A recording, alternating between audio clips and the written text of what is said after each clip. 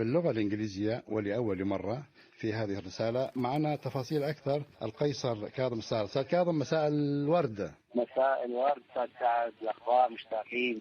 احنا أكثر والله، احنا مشتاقين أكثر. كنت متألقا كعادتك يوم أمس، ما الذي جعلك أن تختار رسالة للآخر في اللغة الإنجليزية؟ نعم فعلا رسالة، وخير ما أبدأ فيها هو كلمات من كتاب النبي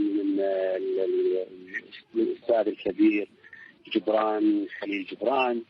فاختارت on love، المحبة، انه هذا احنا، هذا وطننا العربي، احنا نتعامل بكل انسانيه، بكل صدق، بكل مبادئنا وقيمنا واخلاقنا، انه هذا وجهنا الحقيقي، مو هذا الوجه اللي بتشوفوه من ارهاب، ولا الوجه الاخر المشاهد الدمويه اللي دائما كل ما تتكلموا عن الوطن، عن وطننا العربي، تخرج مشاهد حرب او مشاهد قتل او ارهاب.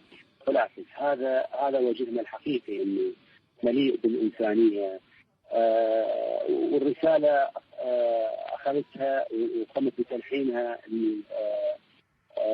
مليئه بالعاطفه الكبيره، مليئه بالقيم الانسانيه العظيمه، وبذلت مجهود اشهر طويله حتى انجزت هذا العمل، وقدمت من عندها فقط 5 دقائق برنامج دافوس. هي تقريبا طولها 15 دقيقه المحبه، بس اختارت بس جزئين، وايضا فيها بعد جزئين اخرين تقريبا 25 دقيقه، بس انا اللي اختارته 5 دقائق. اختيار اللغه الانجليزيه هل هي رساله للاخر، لسائر العالم الآخر الذي كما قلت قبل قليل أنه يجب أن يعرف عن العالم الإسلامي عالم المحبة والسلام؟ هل اللغة الإنجليزية هي رسالة للآخر وليس للعالم العربي فقط يعني؟ نعم، هو لأن اختاريت اللغة الإنجليزية أنه حتى يكون وصولها لكل العالم أسهل، خاصة هذا الكتاب متداول، يعني أعتقد صار 100 سنة تقريبا، 100 سنة. نعم. من أكثر الكتب في العالم انتشار،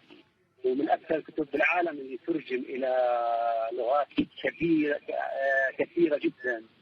فأعتقد هذه الرسالة إن شاء الله حتكون توصل في أقرب وقت، وإحنا هذا اللي نتمناه، أن فعلا يشوفون وجهنا العربي الجميل الآخر، غير ما نشوفه، غير هذا اللي نشوفه فعلا حتى الفنانة العالمية سلمى حايك اختارت ذا بروفيت النبي، واختارته فيلما يعرض حاليا في صالات السينما بالعالم.